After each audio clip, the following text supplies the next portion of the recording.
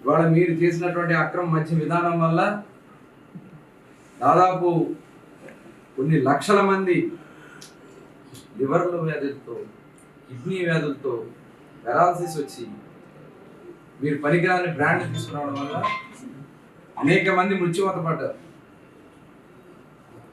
పనికిరాని బ్రాండ్లన్నీ కూడా తీసుకొచ్చి అందులో టెస్ట్ చేసి ఆ రోజున కొన్ని ప్రమాదకరమైనటువంటి రసాయనాలు కలిపి ఉన్నాయని చెప్పి కూడా ఆ రోజు కొన్ని నివేదికలు అన్నీ కూడా ఎంక్వైరీ జరుగుతున్నాయి. విజిలెన్స్ ఎంక్వైరీ కూడా జరుగుతుంది, సిఐడి ఎంక్వైరీ జరుగుతుంది, మొత్తం కూడా బయటకు వస్తాయి.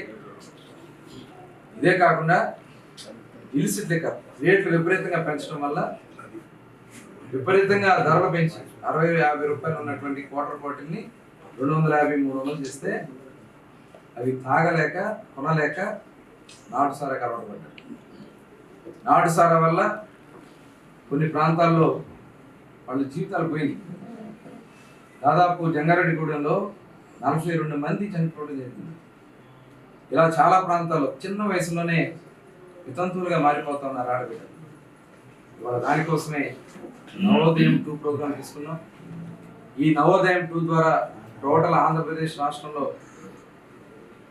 మొత్తం ఇలిసిట్ లిక్కర్ లేకుండా చేయడానికి ఇవాళ నిర్ణయాలు తీసుకోవడం కూడా జరిగింది.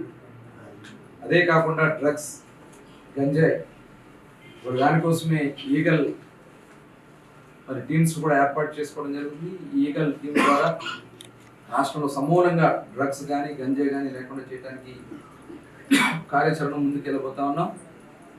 ఇవాళ అందుకనే ఒక ఎక్సైజ్ పాలసీ కూడా, ఒక బెస్ట్ పాలసీ తీసుకొచ్చాం. 5 సంవత్సరాలు దోపిడీ కోసం వాళ్ళు పాలసీ చేస్తే ఇవాళ రాష్ట్ర ప్రభుత్వ ఆదాయమే కాకుండా ప్రజల ఆరోగ్యాన్ని కాపాడడానికి ఎక్సైజ్ పాలసీ కూడా తీసుకున్నాం.